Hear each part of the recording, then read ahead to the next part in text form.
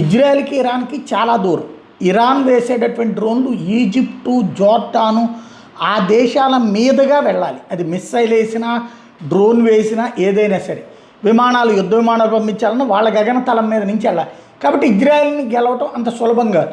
అదే ఇజ్రాయెల్ కనుక ఇరాన్ మీద చేయడం సులభం. ఎందుకని అమెరికన్, బ్రిటన్ ఇట్లాంటి వాళ్ళ ఎయిర్ బేసులు ఇరాన్ చుట్టూ ఉన్నాయి. కాబట్టి ఆ ఎయిర్ బేసులకి ఇజ్రాయెల్కి సంబంధించిన యుద్ధ విమానాలు వచ్చి అక్కడి నుంచి దాడి చేసిపోతాయి.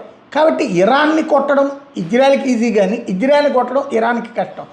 అందుకనే చాలా కాలం నుండి చేసుకొచ్చింది ఏంటంటే ఇజ్రాయెల్ చుట్టూ ఉన్నటువంటి దేశాలు అయినటువంటి పాలస్తీనా, లెబనాను, యెమెన్లలో తమ స్థావరాలు ఏర్పాటు చేయాలని చూసింది. ఆ దేశాలు అందుకు అంగీకరించలేదు. దాంతో ఆ దేశాల్లో ఉన్నటువంటి ముస్లింలని రెండుగా చీల్చి ఇరాన్ అనుకూల ముస్లింలు, ఇరాన్ వ్యతిరేక ముస్లింల కింద తయారయ్యారు.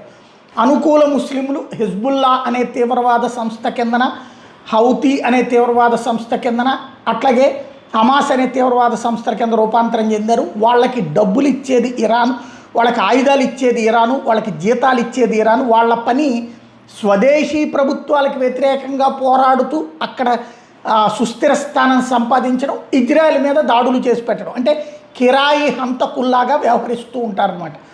వాళ్ళలో హిజ్బుల్లా ప్రమాదకరమైనటువంటిది. భూదాడులు కూడా చేయగలిగినటువంటి కనీసం 1,00,000 మంది దాకా వాళ్ళ దగ్గర ఉన్నారు అన్నటువంటిది. అదేది పాలస్తీనా నుంచి కానీ, యెమెన్ నుంచి కానీ, ఇతర ముస్లిం దేశాల నుంచి వచ్చిన వాళ్ళందరినీ జేట్ చేసుకుంటుంది. జీతాలు ఇస్తుంది నెల నెల.